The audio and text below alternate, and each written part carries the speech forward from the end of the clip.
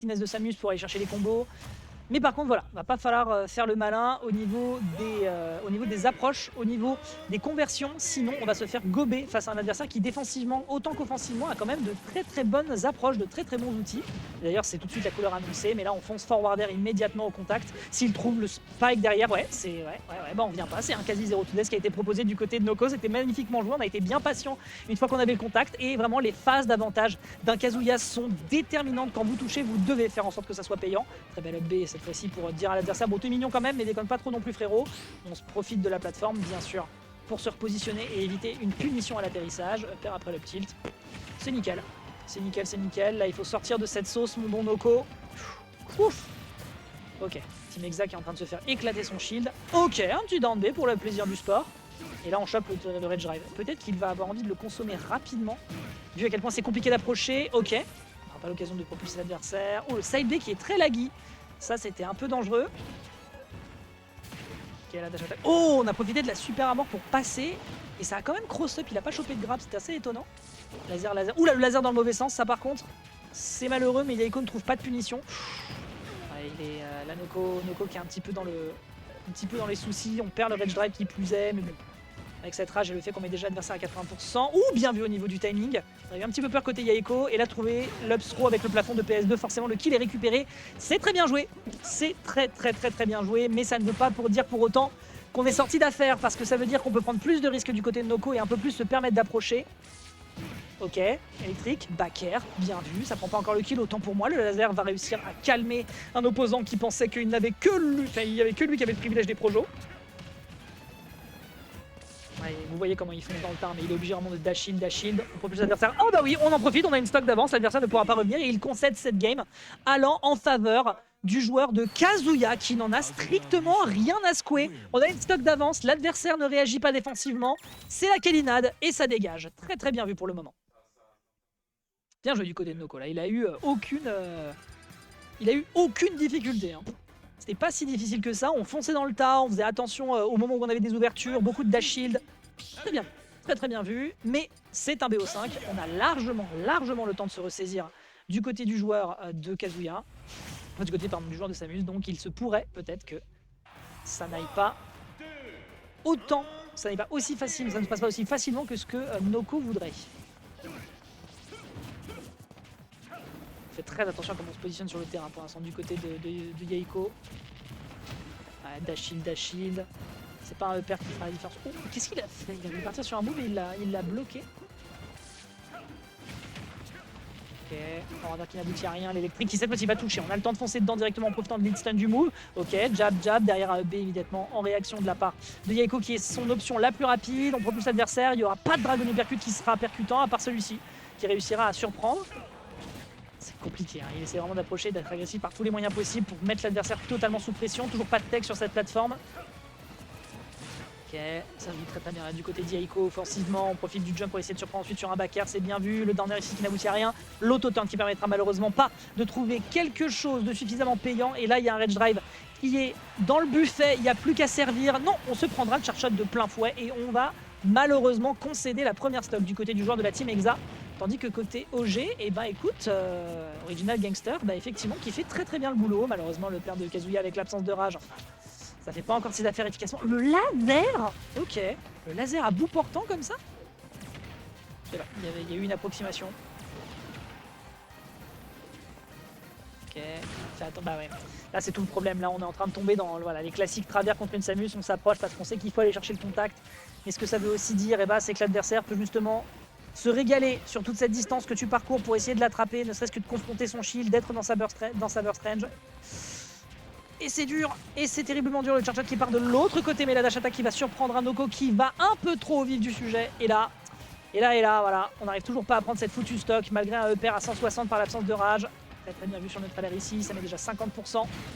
On a quand même des bons dégâts côté adverse, et là on trouve un B out of shield 10, frame 10 sauf erreur de ma part.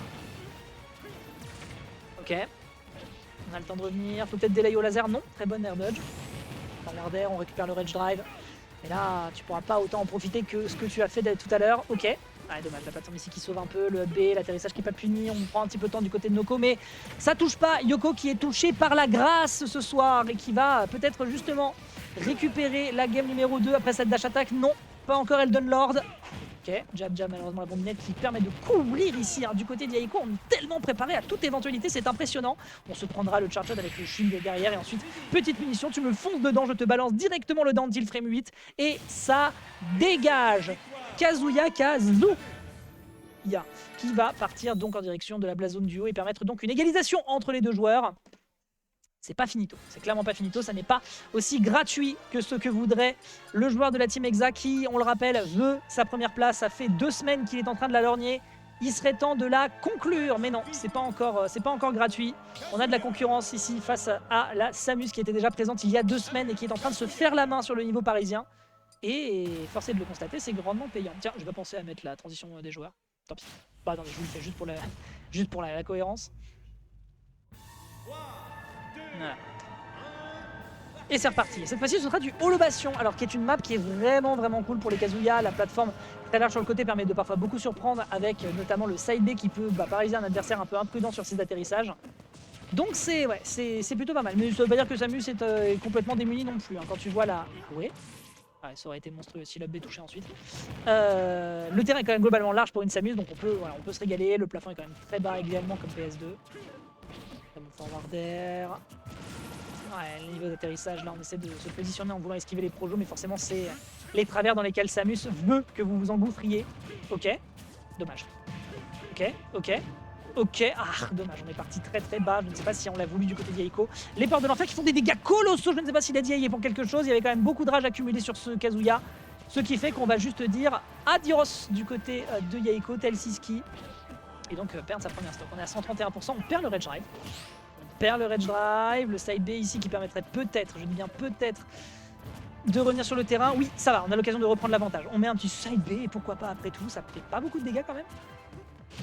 Ok, petite balle. Ouais, ça c'est bien vu. Ça par contre, on commence un petit peu à rentrer aussi dans les failles de Yaiko au niveau de son désavantage. On sait que ça doit être le plus payant possible. On va tuer bien sûr avec l'upthrow.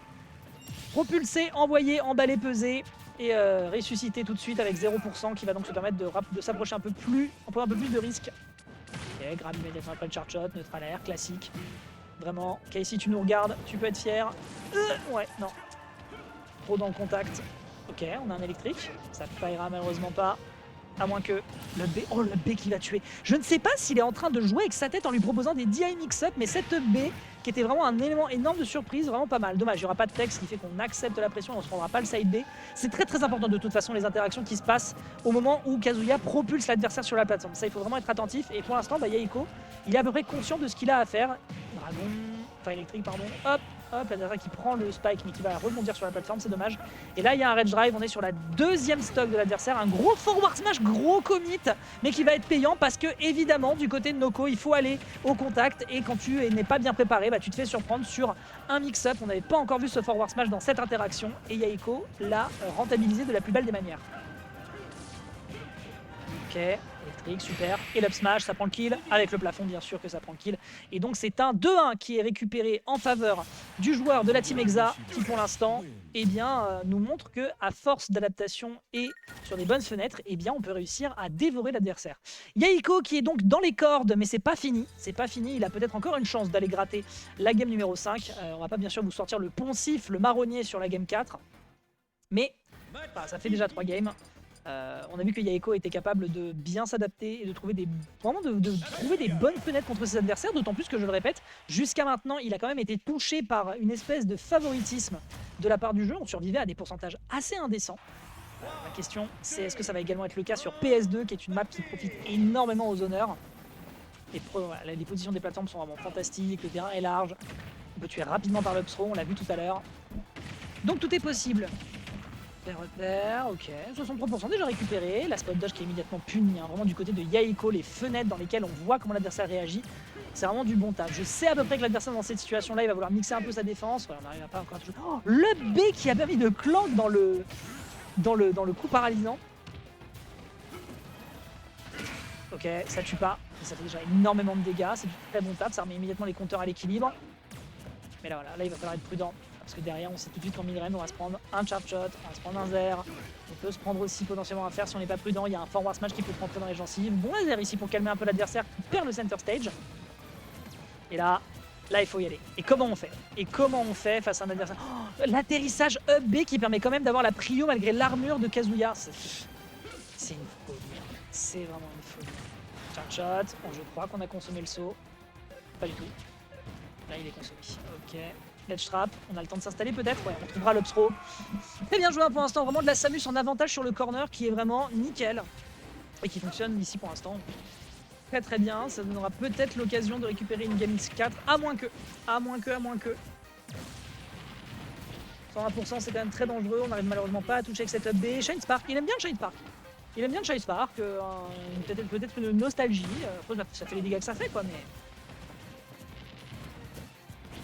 Ouais, on veut trop tuer du côté de Noko là. On commence à partir un peu trop facilement dans les Kimou, ça se repère du côté adverse.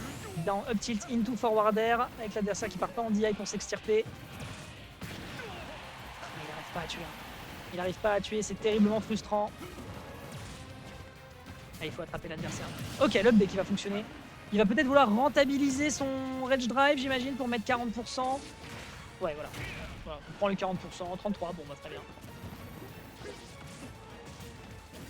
Il n'y a pas l'occasion de trouver un grab ici, il faut une ouverture, il faut trouver un électrique, l'adversaire qui surprend avec le down tilt, très bien vu ici sur le neutral air. Pour surprendre vraiment, on utilise tout l'arsenal à son avantage, on dit tout le temps à l'adversaire, écoute mon pote, tu sais jamais quel coup va partir. On réinstalle du ledge trap et on trouve la dash attack malheureusement qui n'aboutit pas à un kill, l'absence de rage qui fait la diff avec le poids de Kazuya. Le placement, très bien vu la spot dodge électrique. Ok. Le Dragon Hyper Kill ici qui aurait pu être violent, on met quand même l'adversaire à 74, bon. C'est 71, c'est assez faible, c'est au vu du poids de Samus et le fait qu'on ait déjà une stock de retard, ce qui veut dire que c'est lui qui va devoir beaucoup plus approcher. Et je pense que Yaiko, un adversaire qui s'approche, il aime bien. Hop, électrique. Oh, dommage. Ah, Noko c'est dur. Noko c'est dur. Forward air après le pair, on voit bien que l'adversaire est loin, donc on utilise plutôt une hitbox verticale. Pas horizontale, pardon. Horizontale. Ok, charge shot, on regrab, on peut rien faire. Le B, hein. Vraiment, niveau out of shield, the same brain cells. Ok, bien vu. Couverture horizontale, encore une fois, couverture verticale assez folle, qui justement arrive à surprendre suffisamment et qui va mettre l'adversaire en déroute, permettant donc de mettre l'adversaire à égalité dans les stocks. 80% c'est une phase de Kazuya, autant encore faut-il la trouver. Et là vous le voyez, c'est malheureusement très difficile parce que Yaiko sait que c'est à Noko d'approcher, il sait que c'est à Noko de rentrer dans les offensives et forcément derrière, que ce soit le forward air, que ce soit le neutral air, malheureusement tout se fait punir par un B out of shield. Et c'est un peu complexe. Voilà, là il faut peut-être un peu plus de patience qui fera la différence. C'est-à-dire ça qui se fait un peu propulser. Peut-on le récupérer? Non, le Rage Drive qui n'est pas encore consommé. Et on le veut. Voilà, c'est récupéré ici. On profite de... Comment on a, je crois qu'on a surpris avec un crouch dash, me semble-t-il. Le back air, d'accord, c'est pas encore les dégâts escomptés, mais c'est déjà ça. Ça met la situation à l'équilibre. Et derrière un énorme forward tilt qui va surprendre. Me semble-t-il qu'il s'est passé quelque chose au niveau du corner qui a peut-être été déterminante. Mais ça prend le kill avec le forward tilt le plus stylé du jeu. Et c'est un 3-1 en faveur de Noko qui va donc aller en direction de la grande finale.